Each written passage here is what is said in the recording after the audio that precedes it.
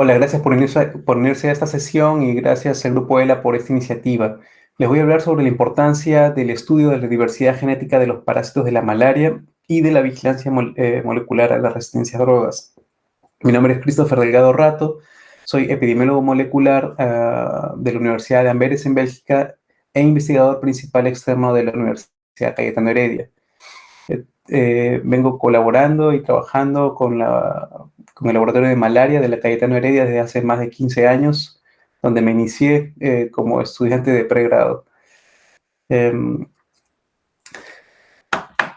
Como ustedes ya han escuchado, estamos a camino hacia la eliminación de la malaria. El plan Malaria Cero tiene planificado eliminar la malaria en un periodo de 25 años. Y con este objetivo es crucial poder entender el estatus actual de la epidemiología de la malaria para poder proponer acciones, diferentes tipos de intervenciones y luego poder evaluar este efecto. Debido al efecto de las intervenciones, se va a generar un cambio en la epidemiología de la malaria, por lo cual nuevamente es necesario investigar y saber cuál es el estatus para poder proponer acciones a este nuevo estatus de la malaria. Y así vamos en un ciclo hasta poder alcanzar el objetivo final. La epidemiología molecular nos trae ciertas ventajas sobre la epidemiología tradicional, ya que mediante el uso de biomarcadores, que pueden ser moléculas de DNA, de RNA, proteínas o secuencias de DNA o de RNA, vamos a poder tener información que por métodos tradicionales de la epidemiología no vamos a obtener.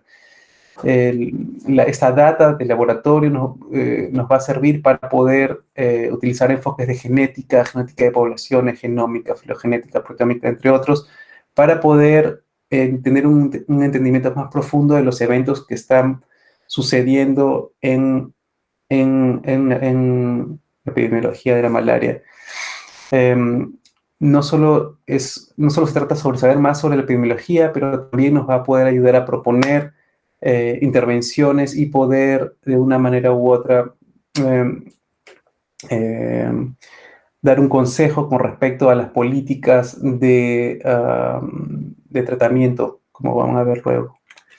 Una analogía bastante breve con métodos tradicionales, la figura no está del todo claro.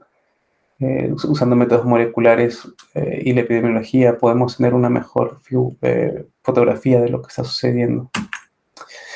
Tengo clasificados en 5 puntos, donde la epidemiología molecular nos va a ayudar a entender mejor el, la naturaleza o lo que está sucediendo con la malaria. Tenemos la detección, que ya la han visto, que básicamente es el uso de métodos moleculares para poder identificar con mejor precisión cuáles son las personas que están infectadas en una población. Por ejemplo, estas personas que están coloreadas son las que están infectadas. La caracterización molecular, que nos permite tomar la huella digital, por así decirlo, del parásito.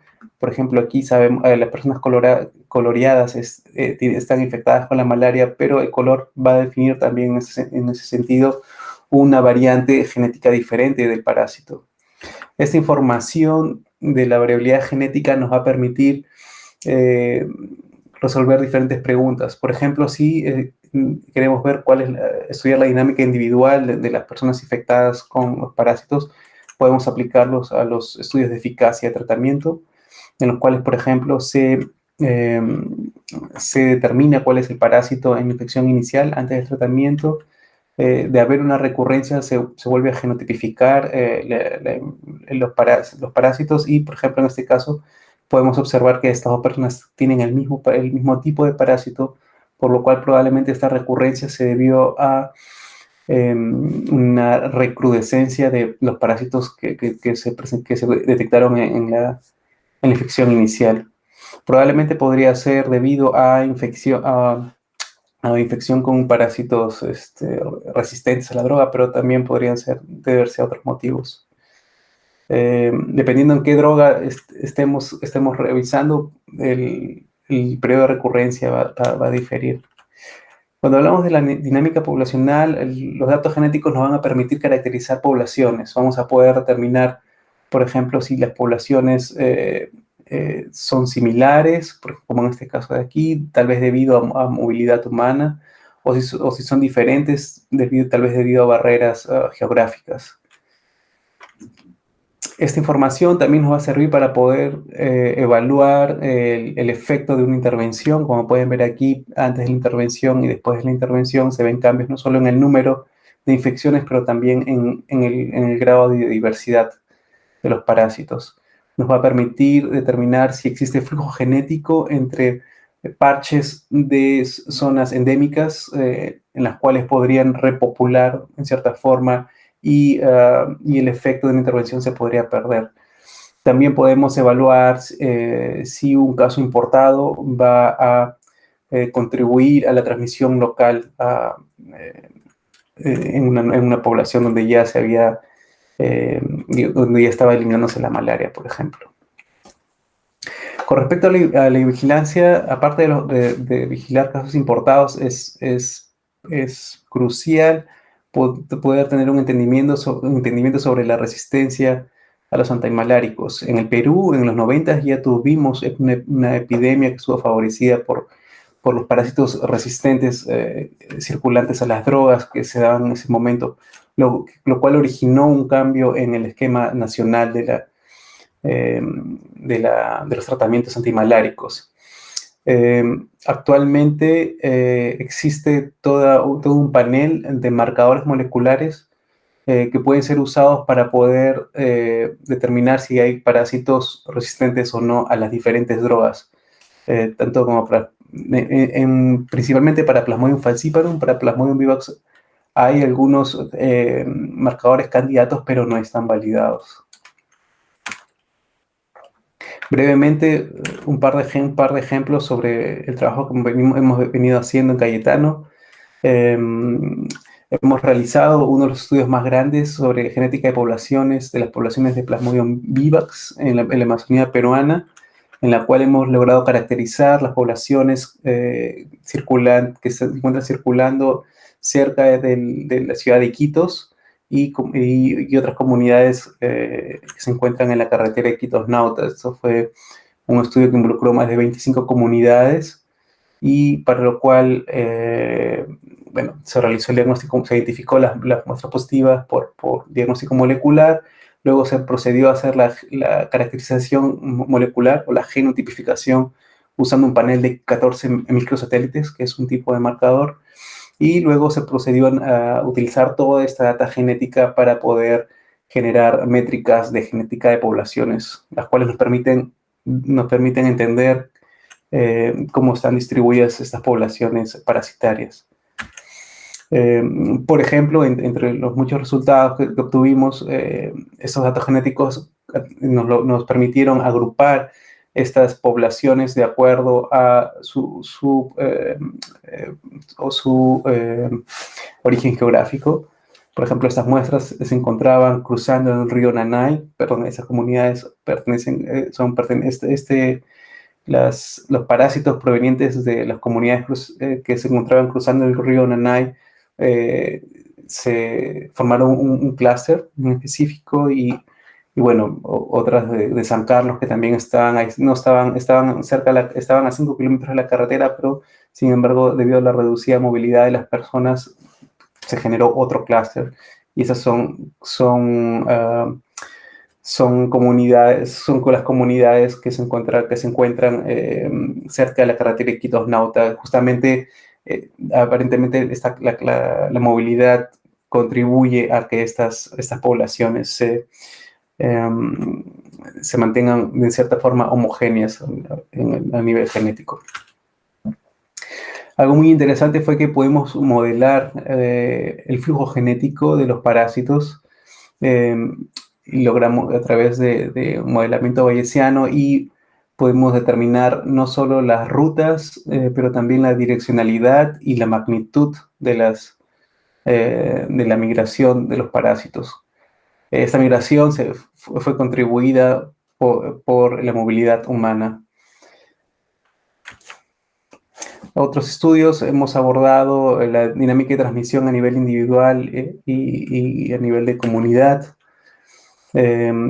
En este estudio, básicamente, lo que fue un estudio longitudinal de 2 años, se le hizo seguimiento a las personas que vivían en esta comunidad de San Carlos y logramos, usando la fenotipificación molecular y la data genética, logramos detectar clusters de genotipos específicos en el espacio y en el tiempo. Porque como pueden ver aquí, un clúster del genotipo H11 que estuvo infectando de una manera mucho mayor a la esperada a las personas que vivían en esa zona y por un periodo de tiempo, me parece que 2 meses. Y debido a la colecta activa que íbamos realizando en esta zona, pudimos ir detectando otros clusters de otros genotipos. Digamos que esto fue un estudio a un nivel un poco más micro, pero que nos da también bastante información sobre cómo es que las infecciones van evolucionando a lo largo del tiempo. Con respecto a la vigilancia molecular y la resistencia, en los últimos 10 años no se ha dado reportes con respecto a marcadores de resistencia. Es por esto que entre varias instituciones que estamos trabajando en Perú hemos logrado colectar un buen número de muestras y analizarlas de manera retrospectiva. Tenemos muestras desde el año 2004 al 2018 y a través de secuenciamiento de última generación hemos podido determinar que aún circulan parásitos de Plasmodium falciparum resistentes a la sulfadoxina pirimetamina y a la cloroquina, y sin embargo estos parásitos continúan siendo sensibles a la meflogina, lo cual es bastante favorable porque actualmente el tratamiento contra la infección de Plasmodium falciparum está basado en una terapia combinada en la cual la mefloquina es una de estas drogas. El artículo estamos trabajando en el artículo, pronto saldrá publicado. No solo nos dedicamos a la parte de la investigación, también hemos formado hace un par de años ya una coalición, de Genetic Network for Malaria Elimination, el GINMAL, que es un grupo de instituciones peruanas que trabajan en investigación de malaria. Son 3 universidades, la Cayetano Heredia, la Universidad de Amazonas y de Iquitos. Y además estamos colaborando con el INS y el Plan Malaria Cero del Ministerio de Salud. Además, nuestros partners en Estados Unidos, el CDC, la Universidad de Temple y la Universidad de Amberes y el Instituto de Medicina Tropical de Amberes también forman parte de esta coalición. Y la idea es dar evidencia al Plan Malaria Cero que sea importante para ellos para tomar decisiones y medidas con respecto a las fases que tiene su programa de eliminación. Simplemente invitarlos luego a revisar esta publicación. Es una carta de opinión que escribimos este año y en la cual resumimos el estatus de la malaria en el Perú y cuáles son las perspectivas para su eliminación. Terminar esta presentación, diciendo que pensamos que la eliminación sí es posible, pero hay que tener en cuenta las lecciones aprendidas, ¿no? Todos estos esfuerzos de eliminación tienen que ser sostenidos y no pueden simplemente pararse. Y que, el apoyo al Plan Malaria Cero y a la investigación en malaria debe continuar. Dejo aquí mi contacto. Si tuvieran alguna pregunta, estaré complacido de responderles. Y los invito a visitar las páginas del Facebook del Global Health Institute, donde trabajo, donde siempre estamos posteando oportunidades de becas, cursos, proyectos, etc. Gracias por la invitación y hasta la próxima charla. Gracias.